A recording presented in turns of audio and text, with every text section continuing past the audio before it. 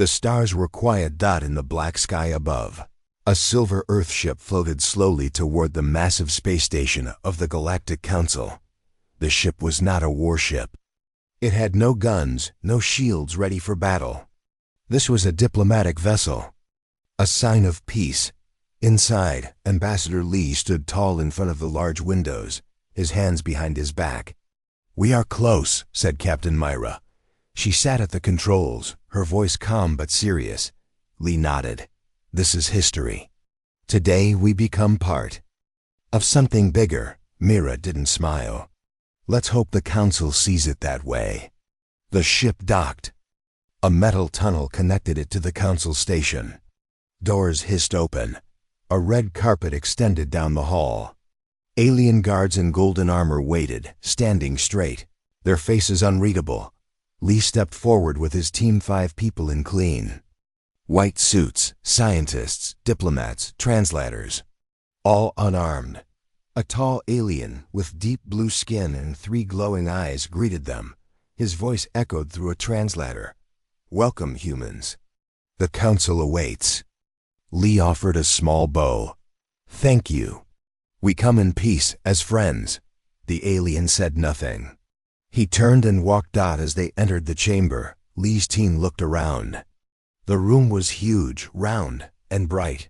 Rows of alien leaders sat in seats that hovered in the air. Species of all shapes and colors stared down at the humans, some with many eyes, some with no mouths, others with wings or tentacles. In the center of the room was a glowing circle, the speaking floor. Lee walked to it. Stepping into the light, he opened his hands. "Honored Council, Earth thanks you. We are new to space, but we offer friendship, trade, and peace. We hope today begins anew." Suddenly, the room went dark. Gas hissed from vents above. "Gas!" Mira shouted, pulling a small mask from her belt. But she had no weapon, no shield. Lee looked up. "What is happening?" From the dark seats above, alien guards stood and raised strange rifles. Red beams flashed. Lee's team screamed. One by one, the humans fell, burned, blasted, killed. Mira grabbed Lee's arm. "Run!" They turned, but the doors were sealed. Mira slammed her fist against the wall, looking for a way out. Lee coughed, falling to one knee. A whisper came through his earpiece. "Emergency signal activated," said the ship's AI. "Broadcasting."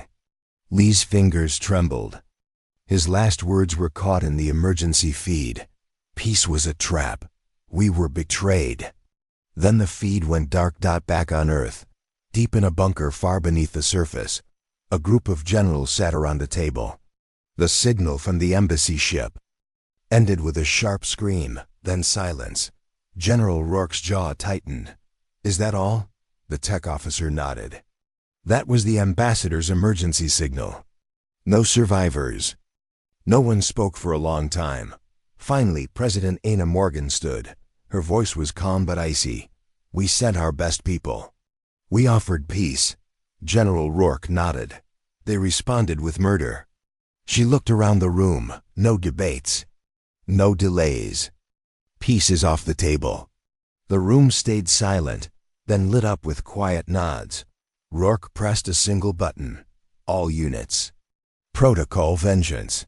Confirm and proceed." Across the solar system, lights turned red. Earth's secret warships, hidden, silent, ready, began to move. The galaxy did not know it yet, but war had already begun. In a quiet system near the Council's core worlds, an alien mining station floated above a small blue moon.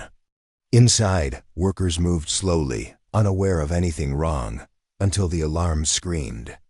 "Unknown ships approaching," shouted the station commander. 3. No, 5 signals. They're human. The aliens panicked. "Open. Communications." But the humans didn't answer. Within seconds, the human ships appeared black, angular, like moving shadows. They opened fire without warning. Red beams sliced through the mining station's engines. Explosions ripped through the metal. "No. Mercy. They're not stopping." The commander cried. One final blast silenced the station. Then, the human ships vanished into the stars. Back at the Galactic Council, panic spread fast. "They attacked our outpost," shouted one leader. "Why?" "We gave them a chance at peace." But not everyone looked surprised. Counselor Vesh, a tall yellow-scaled creature with 6 eyes, leaned forward. "We killed their ambassadors. They were weak. They do not belong in our order." An older counselor, covered in feathers and wearing a translator necklace, shook her head. "You made a mistake." Vesh hissed. "I made a statement." "Then prepare for war," the feathered one whispered, "because the humans are not like us." In the dark, hidden chambers of Earth's military command, General Rourke watched the enemy's panic. "Don't destroy everything," he told the fleet commanders. "Just enough to show them we're not afraid." The humans did not target cities. They hit weapons factories, fuel lines, military satellites. Every strike was clean, silent, and deadly. No one saw them coming, and when the aliens tried to fight back, Earth's ships were already gone. In the council, leaders argued and blamed each other. Some races demanded a full war. Others begged for talks. One message was sent to Earth. "We regret what happened. Let us talk." Earth responded with just 4 words. "Peace is off the table." Far away, deep in space, 2 alien scouts floated near a ruined station. One of them, a young technician, stared at the wreckage. "These humans, they didn't take anything. No trophies. No signs." His commander nodded. "They don't fight for fun. They fight with purpose. But why not answer our calls? Why no demands?" The commander was quiet for a long moment. Then he said, "Because they gave peace a chance, and we killed it." The technician shivered. "What now?" The commander turned away, eyes on the stars. "Now we wait. And hope they stop before there's nothing left." Back on Earth, President Morgan stood before a wall of screens. Each one showed a council world. Each one preparing for war. She spoke quietly to herself. "We tried to be better." Behind her, Rourke said, "We still can be. But not until they understand what they've done." She nodded slowly. The sky was no longer full of stars. It was full of threats, and Earth had made a choice. No more peace. No more patience. The galaxy had picked war. And now, humanity would show them what that really meant. The room was silent, but the air was heavy with fire. Earth's command chamber deep underground. Beneath layers of steel and rock felt like the center of the world. Red warning lights blinked on every screen. Lines of code moved fast. Maps updated in real time, each showing alien space stations hit.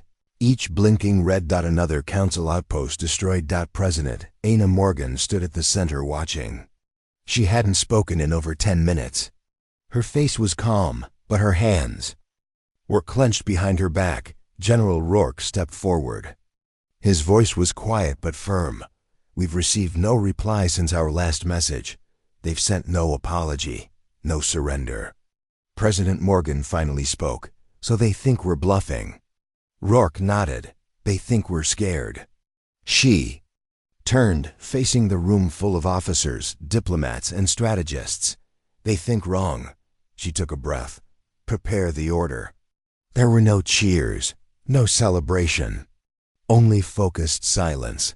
Across the galaxy, human warships moved from hiding. Built in secret, tested in silence, fast, sharp, deadly. Ships with no names. Crews who had trained for years without speaking a word to outsiders. These ships didn't move like ordinary fleets. They didn't fly in lines or formations. They moved like predators, quiet, waiting, ready. Captain Lynn Carter stood on the bridge of the Horizon Blade, her eyes on the dark screen in front of her. "Confirmation just came in," said her first officer. "Operation Judgment begins now." She nodded once. "Begin silent approach, full stealth, no signals." Her crew moved without speaking. In space, silence was power. Back on Earth, A group of politicians argued outside the main war room. "This is too fast," one shouted. "We haven't given them time to explain." "Explain?" snapped another. "They killed our ambassadors. Do you want more dead humans before you understand what we're facing? The galaxy is too big." A third whispered, "We can't fight them all." General Rourke stepped into the hall. His face was cold. "We're not fighting them all, not yet. We're teaching them a lesson. And if they don't learn?" Rourke didn't answer. He didn't need to. On the other side of the galaxy, a council outpost floated above a gas giant. It was peaceful. Until it wasn't. Without warning, all power died. Lights off. Communications dead. The guards rushed to their stations, confused. Then the first explosion came. A flash of light split the command tower. Before the aliens could react, 3 human warships dropped from stealth, their engines dark, their weapons glowing hot. Beams of focused energy sliced through the station's defenses like paper. No calls. The alien commander shouted, "No threats. Who are they?" But they already knew. Earth had come. The station was gone in minutes. Elsewhere, another council fleet gathered near a key fuel route. They believed humans would strike trade lines. They were wrong. The human ships skipped past them, targeting something far more dangerous: communication hubs. Within a single Earth hour, 6 of the Council's long-range beacons went dark. Across alien space, commanders shouted to each other, begging for updates. But the lines stayed silent. Council panicked. In a hidden meeting chamber, Counselor Vesh slammed a clawed hand on the table. "They've attacked more than a dozen locations. They are acting without honor," shouted a tall insect-like ambassador. "They are acting with purpose," said a soft voice from the shadows. The speaker was a small, thin alien named Orin, with large silver eyes. His race was peaceful, often ignored. They strike fast and vanish. No ships captured, no prisoners, no messages. "They're savages," another said. "No," Orin said quietly. "They are organized, angry, and far more dangerous than we believed," Counselor Vesh hissed. "Then we respond with full war. They cannot match us in numbers." Orin shook his head. "But they don't care about numbers. They care about message." "What message?" Orin leaned forward. "That peace is dead." Back on Earth, the president stood before the global cameras. Every screen on the planet showed her face. People watched from homes, from ships, from colonies on Mars. She spoke simply. "We sent peace. They sent death. We spoke of unity. They answered with betrayal. We gave them trust. They gave us blood." She paused. "And now we give them silence. No more talks. No more waiting. No more mercy." Her words echoed not just on Earth, but across human-controlled space. Factories increased speed. Shipyards launched vessels at record pace. Soldiers who had trained in secret came forward, silent and ready. A program long hidden from the public was now active. Project Echo, a network of eye-guided scouts, designed to slip past all alien sensors. They had one job: find targets. Mark them. Human warships would follow, even Earth's enemies within. Those who once said space war was a dream fell silent. Because now it was real. And Earth was winning. In a council military base, hidden in an asteroid field, alarms blared again.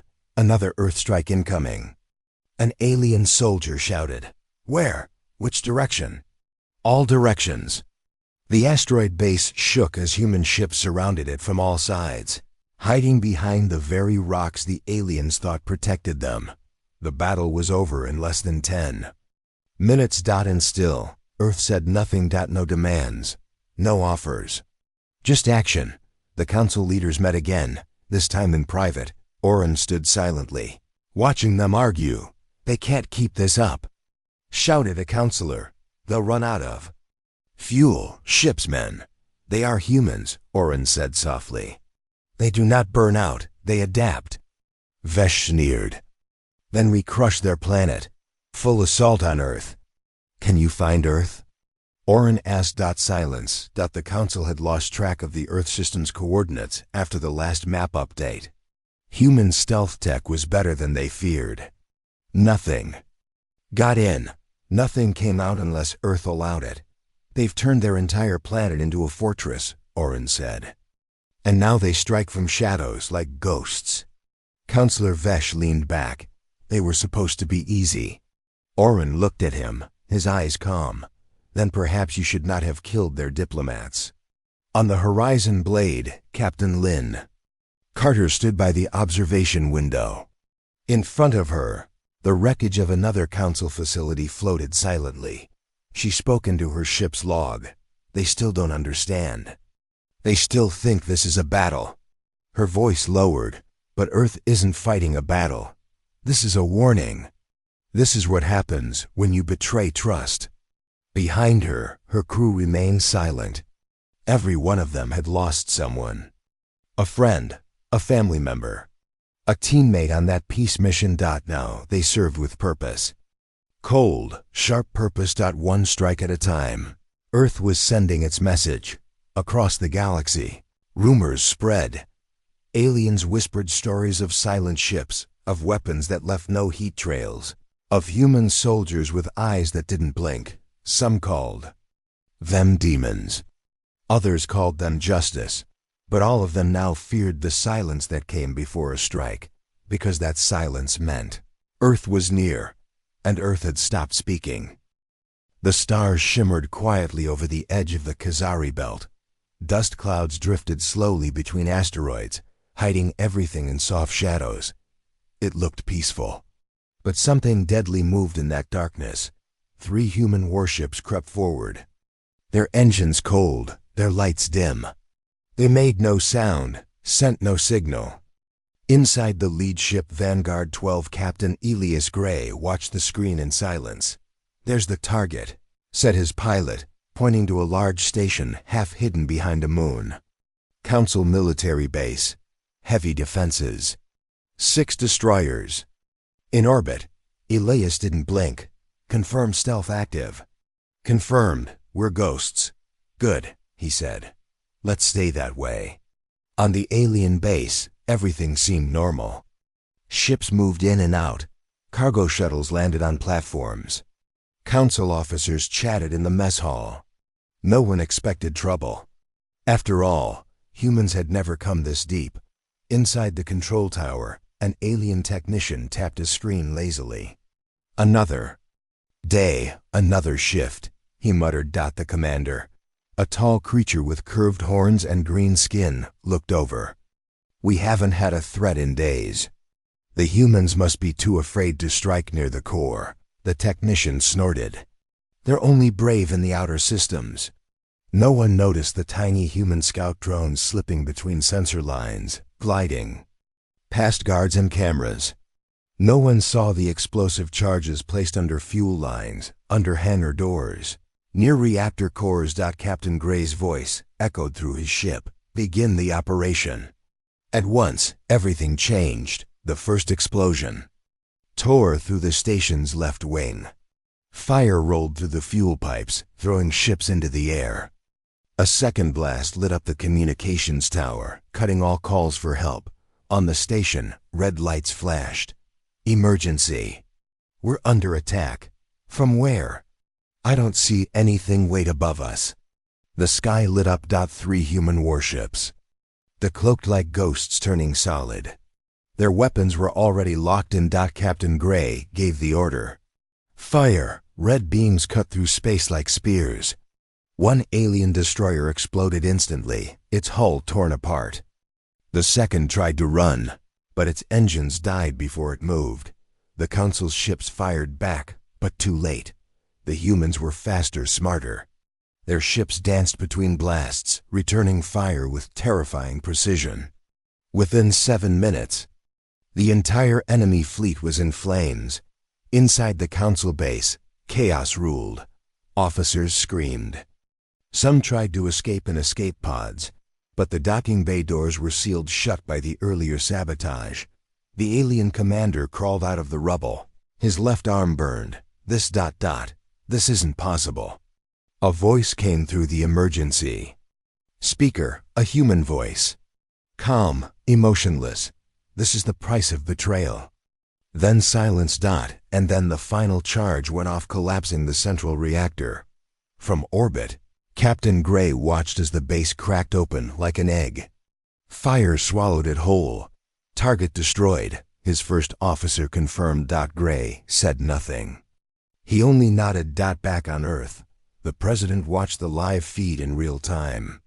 The Council's military base had been one of the strongest in the inner systems. Now it was gone. Her advisor whispered, "They'll retaliate." President Morgan stared at the screen. "Let them. We're not done." Meanwhile, across Council space, news of the attack spread like wildfire. But no one could agree on how it happened. There was no warning. Shouted one ambassador.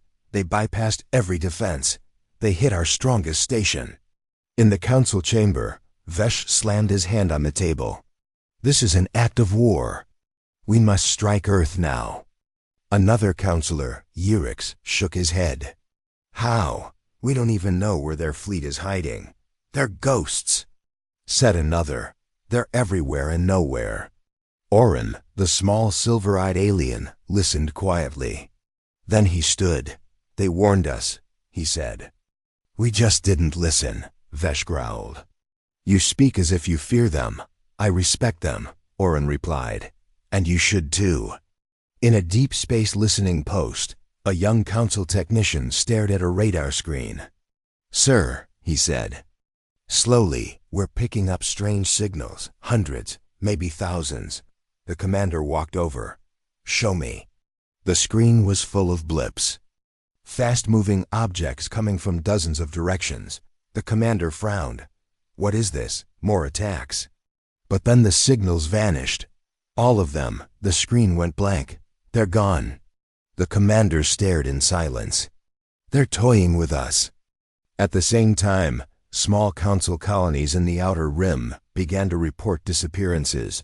Supply ships that never arrived. Defense drones turned off without warning. Strange, flashing lights in the sky. One farmer sent a shaky video showing a black ship hovering above his fields. "It didn't fire," he said. "It just watched me." Some called them nightmares. Others called them shadows. But all across the galaxy, one thing was clear: Earth had begun its war. And it was winning. Captain Gray sat alone in his quarters after the mission. He stared at a photo on the wall. 5 smiling people. One of them was his brother Ambassador Lee, who had died in the Peace Massacre. Gray whispered, "I hope they understand now." His ship's I responded, "Do you wish to send a message?" He shook his head. "No, let our silence speak louder." On a council capital world, security was increased. Patrol ships circled the planet. New scanners were installed. Everyone waited for an attack, but nothing happened. Hours passed. Then days. No human ships came. No messages. No strikes. People began to relax. "We scared them off," one officer said. But deep underground, inside a hidden lab on that same planet, strange lights began to blink. A small round drone had been sitting quietly in a ventilation shaft for weeks. Now it came to life. It sent a signal, one simple message: "Target confirmed. Ready." 3 human warships hidden behind a nearby moon received the ping. "Captain." Gray's voice was steady. "Mark location. Wait for night cycle." Hours later, just as the Council's moon passed into eclipse, the sky exploded. Precision strikes tore through the world's defense network in seconds. Energy beams cut down missile silos. Command towers vanished in flame. A massive government complex crumbled into dust.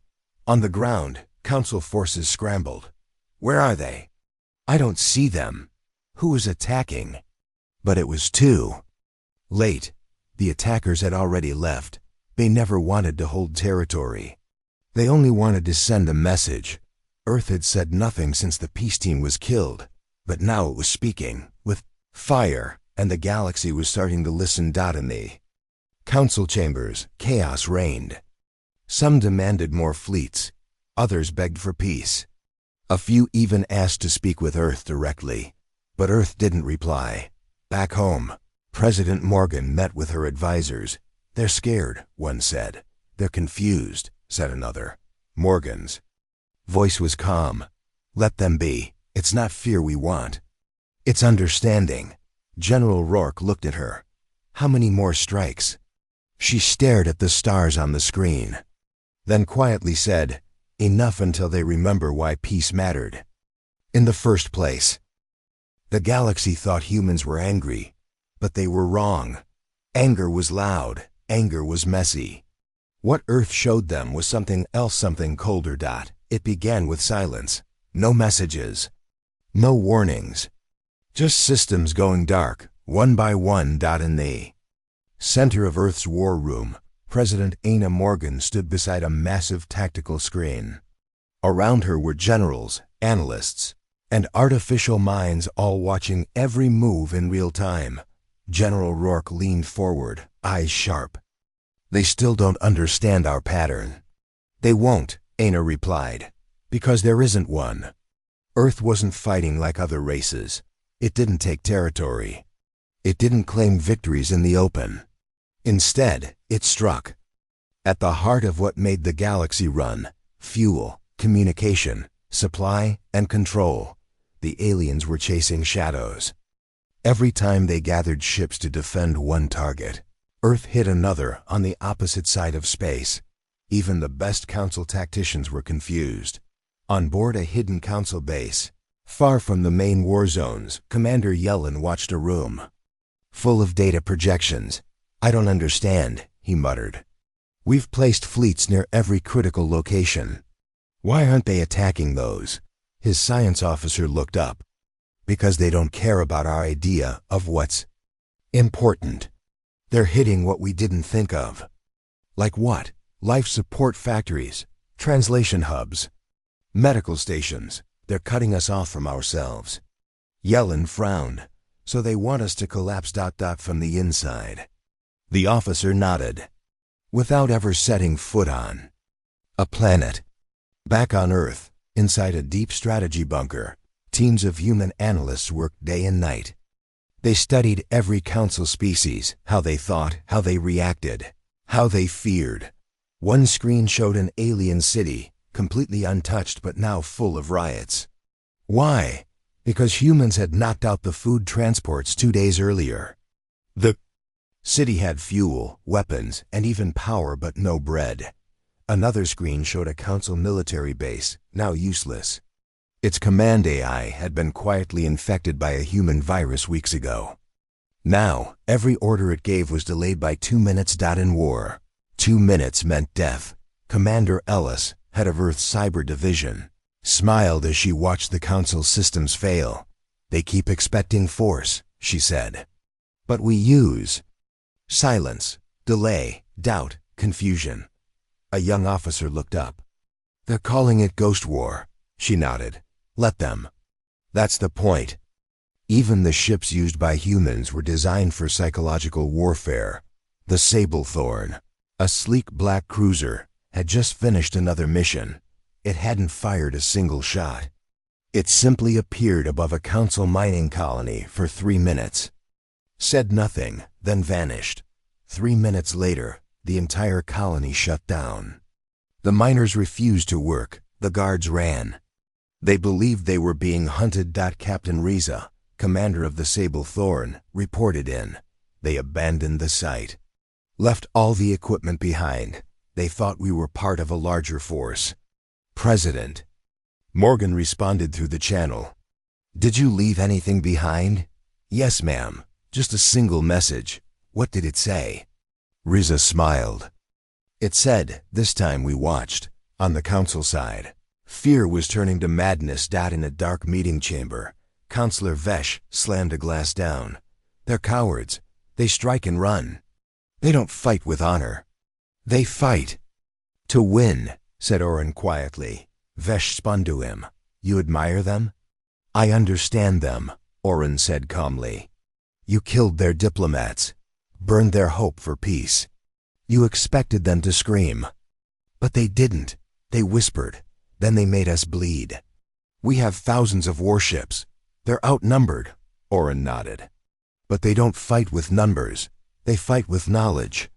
Counselor Yurix entered the room, his voice tense. They've just destroyed a major sensor array near the Orion spiral, Vesh growled. Another one? They didn't destroy it, Yurix said. They blinded it. All the satellites are still there.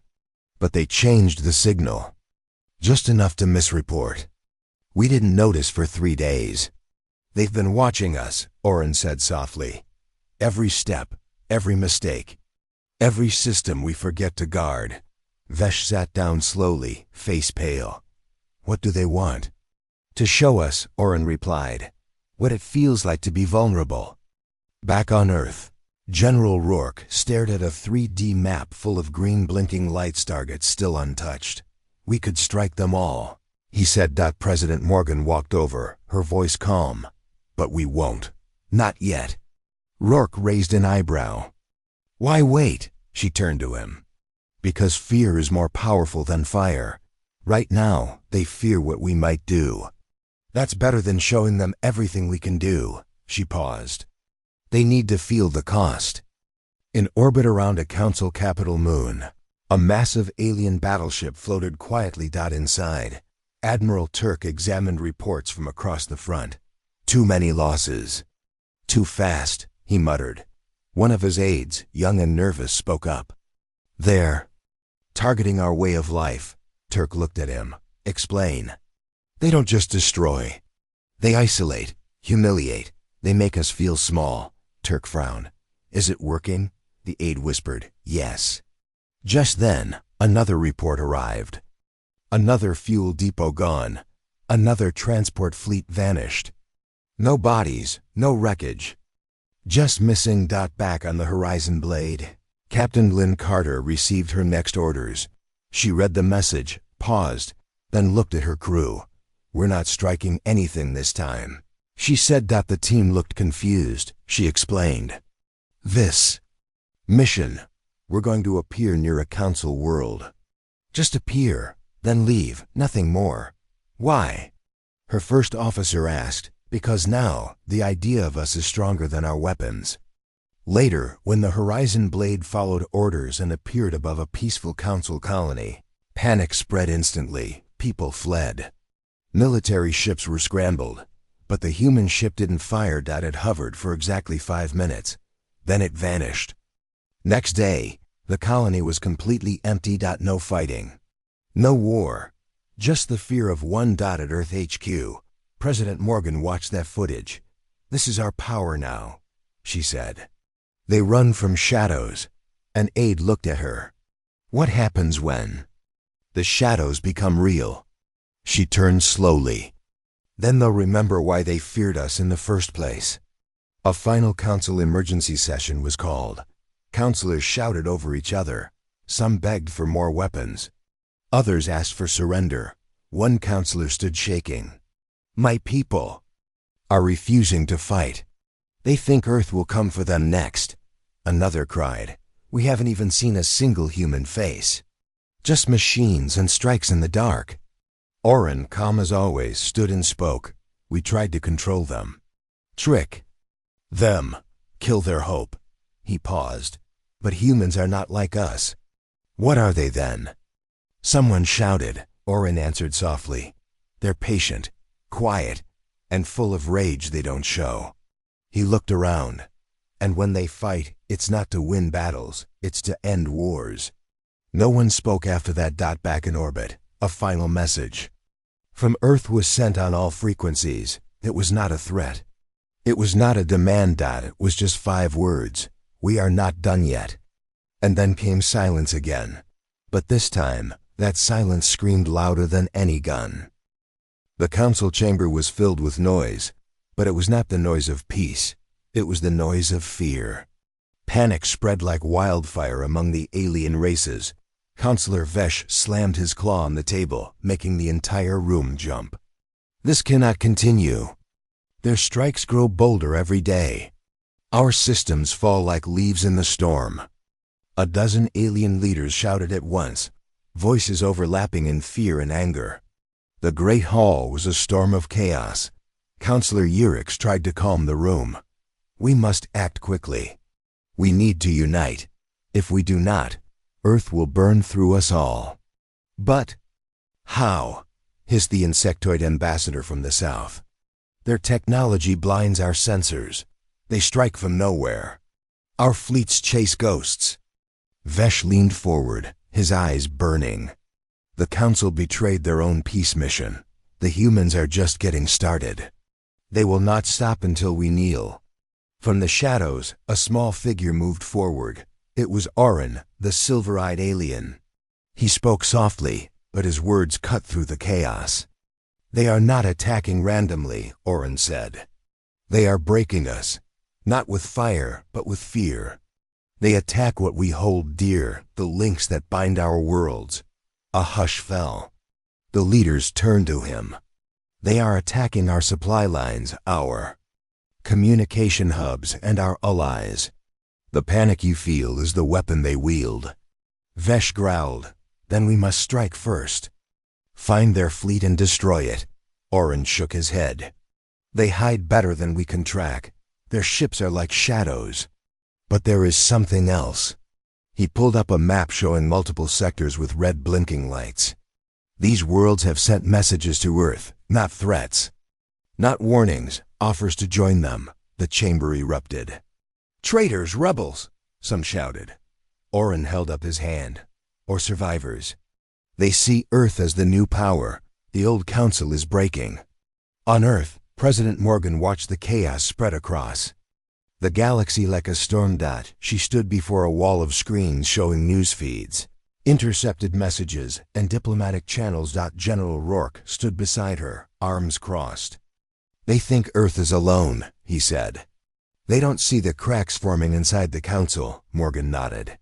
Fear is the sharpest weapon. They panic, they fight each other. We must let that happen. Suddenly, a message flashed on the main screen. Encrypted. Transmission from Counselor Vesh. Morgan turned. Put it on. The screen showed Vesh, his face grim. I offer you one last chance, Earth. Stand down. Return to talks, or face the full fury of the Council's fleets. Morgan smiled. He still does not understand. She replied through secure channels. We gave peace. You chose war. We will finish what we started. Vesh's face hardened. Then the galaxy will burn. The message ended. In the dark corridors of a council ship, soldiers whispered of fear. They have destroyed our supplies, one said. Our fleets are weak. A young officer looked at his commander. What do we do? Hold on, the commander said. Wait for reinforcements. But deep inside, no one believed help would come. In a remote colony, a council world's streets were empty. The people had fled, terrified. The local governor spoke to his aide. They say Earth watches, that we are next. The aide shivered. Can we survive? The governor looked at the stars. We must. Or be forgotten. Back on Earth, the war rooms buzzed with activity. Morgan stood before her advisors. The galaxy is cracking, she said. We don't fight armies, we fight fear. Let them break themselves. A technician interrupted. Madam President, we have a problem. An alliance is forming between some council worlds and a new group. Morgan raised her brow. Explain. A new alien race, unknown to us, is offering weapons and ships to the council factions. Rourke growled. We need to find out who they are. Morgan nodded. Prepare a strike team, quiet, fast. Far away, in the cold depths of space, a ship moved silently. Its captain watched the stars. We come as traitors, he said, but we bring war. Back on Earth, Morgan watched the news feed of the galaxy's panic. This is just the beginning, she whispered. The galaxy was changing. The old rules were gone, and humanity had declared total war. The deep silence of Earth's most secret laboratory was broken only by the soft hum of machines.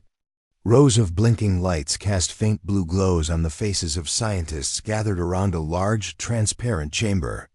Inside the chamber floated a small glowing sphere, the secret weapon no one outside the highest command knew existed. Dr. Maya Sinclair, lead scientist on the project, wiped sweat from her brow. "It's ready," she said softly. General Rourke leaned in, eyes sharp. "Are you sure it will work?" Maya nodded. "We tested everything. This isn't just a weapon. It's a game changer."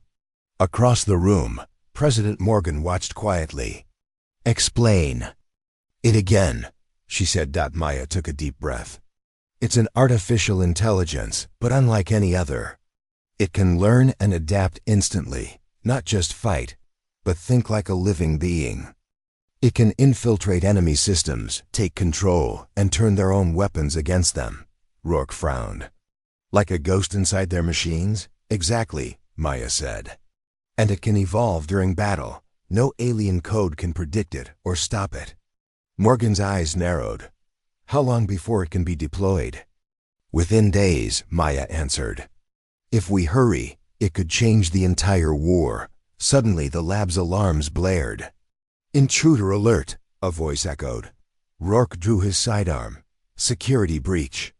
"Get ready." The doors hissed open. Soldiers rushed in. But they found only a courier, breathless and wide-eyed. "Ma'am," he gasped. "The Council is planning a major attack. They know about the weapon." Morgan's heart tightened. "How?" "We don't know," the courier said. "But they're sending fleets to multiple targets, our labs included." Maya looked at the glowing sphere. "We must protect this at all costs." The president's voice was steel. "Then we hide it. Move the weapon to a secure location off-world." Rourke nodded. "I'll organize the escort." Later, in a hidden spaceport, the weapon was loaded into a sleek shuttle. Captain Lynn Carter, commander of the Horizon Blade, stood ready. "This cargo is our priority," Morgan said over the comm. "No questions. No delays." Lynn's eyes met Morgan's through the screen. "Understood. We won't fail." The shuttle launched silently into the black. But they were not alone. Council scout ships detected the movement. Back in the council chamber, Vesh watched the data. "They are moving something valuable." Orin warned quietly, "We should strike now, before it reaches safety." Vesh smirked. "Agreed. Destroy it. Show them there is no secret weapon that can save them." The chase was on. In the darkness of space, Lynn maneuvered the shuttle through asteroid fields and debris, dodging pulses of energy from Council ships. "Shields holding at 60%, her pilot reported. "But they're closing fast." Lynn clenched her jaw. "Evasive maneuvers. Keep us alive." Inside the shuttle, the glowing sphere pulsed softly. It seemed almost alive. Maya whispered, "It's reacting to danger." Suddenly the shuttle systems flickered. The Council ships had jammed their comms. Lynn gritted her teeth. "We're on our own." The enemy opened fire. Explosions rocked the shuttle. Lights went out. "We're losing power." "Activate the weapon," Maya said urgently.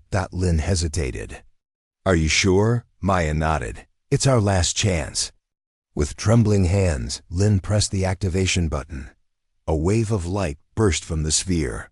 The shuttle systems hummed back too. Life stronger than before. The weapon's AI took control, sending signals that scrambled enemy targeting systems and turned their own weapons against them. Council ships exploded one by one, caught in their own fire. Lynn stared in disbelief. "It's working." But the victory was short-lived.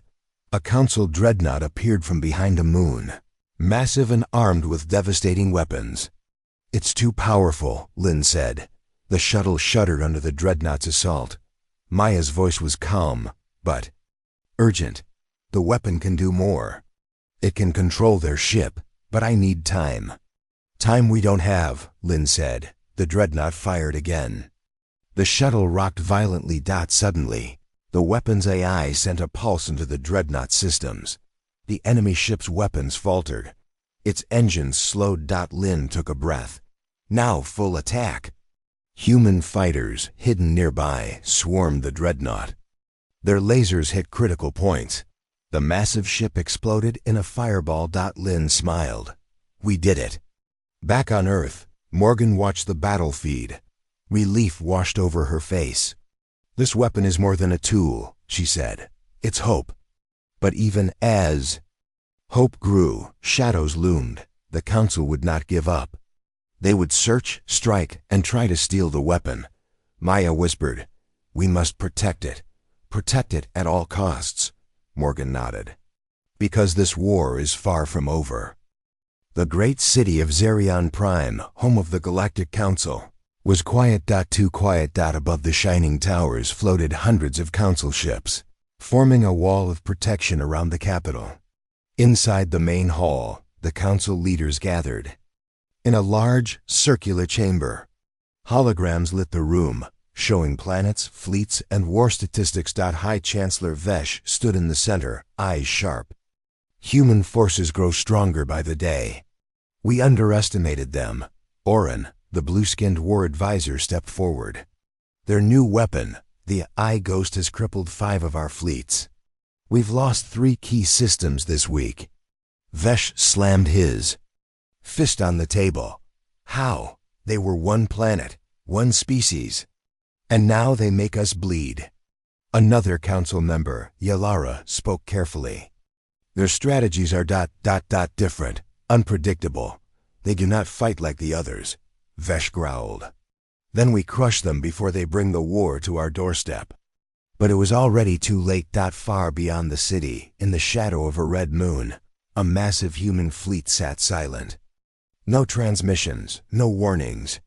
Just cold, quiet ships waiting. On board the flagship Iron Will, General Rourke stood before his officers. His voice was calm but full of steel. "This is it," he said. "The heart of their power. If we take the council, we end the war." Captain Lynn Carter nodded.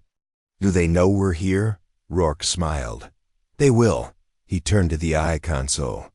The ghost weapon shimmered like liquid light, watching. "Ready?" he asked. The eye pulsed once. "Always." The fleet moved. Stealth cruisers zipped forward, invisible to council sensors. They jammed communications and knocked out outer defenses without firing a shot. Ships guarding the city began to drift, confused and blind. Inside the council chamber, chaos erupted. "Systems offline," shouted a technician. "We're blind. What is happening?" Vesh barked. Then the alarm screamed. "They're here." Oren yelled. Human ships above the city. Outside, the sky turned red with fire. The Iron Will led the charge. Missiles streaked through clouds, slamming into power grids and defense towers. Explosions rocked the city. Fighters swarmed through. The air like angry wasps. Vesh stared at the destruction. "Deploy everything. Protect the chamber." Yalara turned to him. "It's too late. They're inside the city." Rourke and a team of elite Marines had already landed. In exosuits they marched through shattered streets. The AI hacked every locked door, every defense turret. A voice rang through the Capitol speakers. "President Morgan, this is not revenge. This is justice. You wanted war. Now face the full strength of humanity." Back in the chamber council, guards surrounded the leaders. Oren trembled.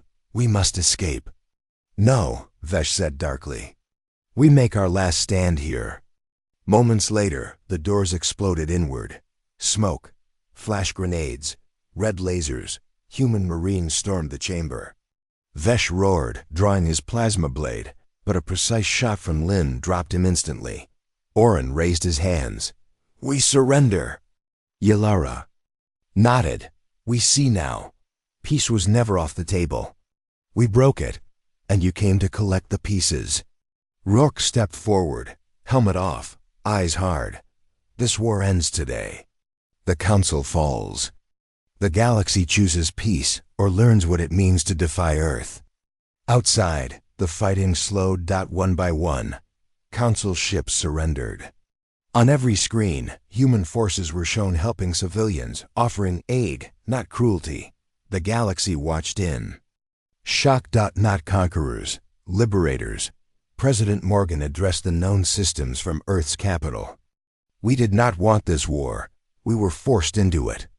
But now we offer peace, real peace. A peace built on respect, not fear. Join us, or stay in the dark. Across the stars, worlds debated. Some hesitated. Others knelt back in the ruined council. Chamber, Ylara looked at the symbol of the council, a broken ring. Power without respect always breaks, she whispered. Rourke nodded. And Earth remembers what you tried to do. She looked at him. What happens now? We rebuild, he said. Together if you're wise. As the human flag rose above Zarion Prime, one thing became clear. The galaxy would never forget the day Earth declared total war. And won. The fires of war were finally fading.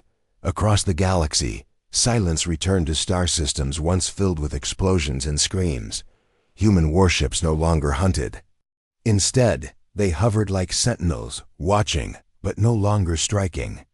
First, on the command deck of the flagship Iron Will, General Rourke stood beside Captain Lynn Carter, staring at a giant hologram of the known galaxy. Hundreds of red lights blinked, each one a surrender. One by one, the stars turned blue. Peace was returning. But it wasn't over. We need to end this the right way, Rourke said quietly. The galaxy must understand. This wasn't conquest. It was warning. Captain Lynn nodded. Are you sure about broadcasting it to everyone? We have to, he replied. Every species, every world, every leader. They all must hear Earth's final message. On Earth, President Morgan prepared to speak. Her hands were calm, but her voice had a fire beneath. She knew this would echo for centuries. Connect the uplink, she said. The eye ghost shimmered nearby. Connected. Over 100 billion viewers across 5,000 systems. Ready, she stepped forward. Lights faded. Silence fell, and she began. People of the galaxy, she said, her voice calm, clear, and sharp. You once offered us peace with a knife behind your back. She paused. Her eyes held no hatred, only resolve. You thought Earth was weak. You believed we would bow. You thought our kindness meant we wouldn't fight. But when our colonies were attacked, when our children were burned from orbit, when our diplomats were murdered while holding olive branches, you left us no choice.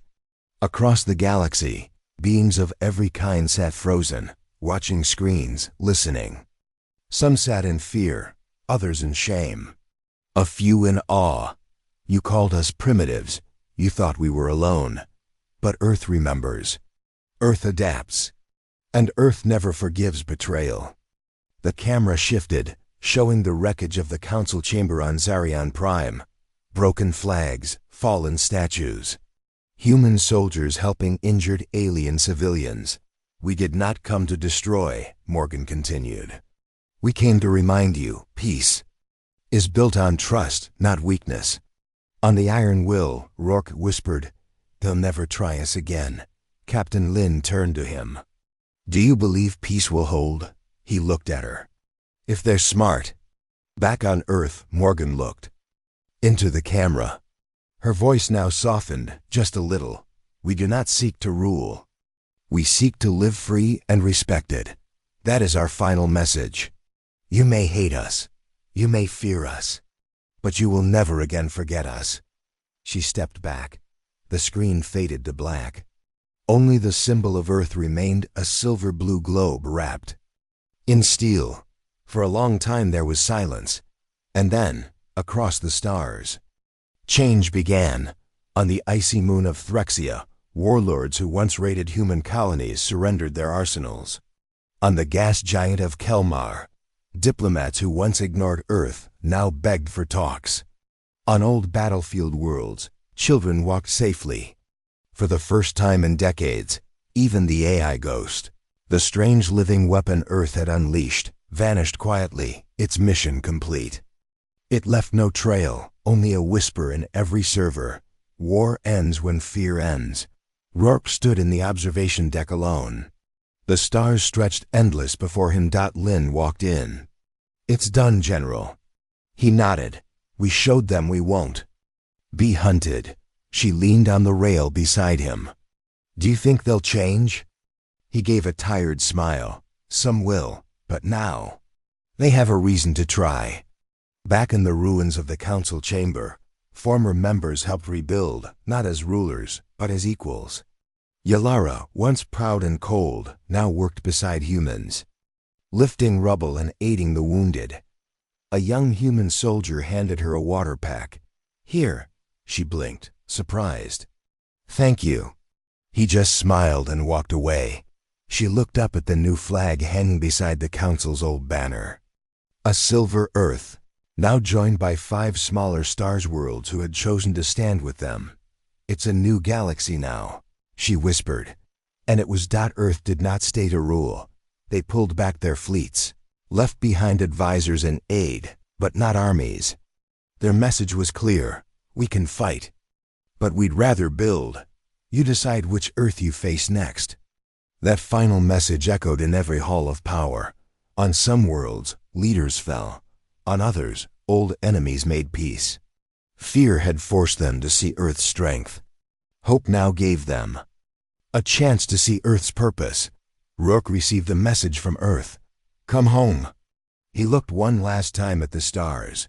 "Let's go," he said. As the iron will turned back toward Earth, leaving behind a galaxy forever changed. Its engines glowed like blue fire across the dark. Earth had spoken. The galaxy had listened. And the war was over, for now.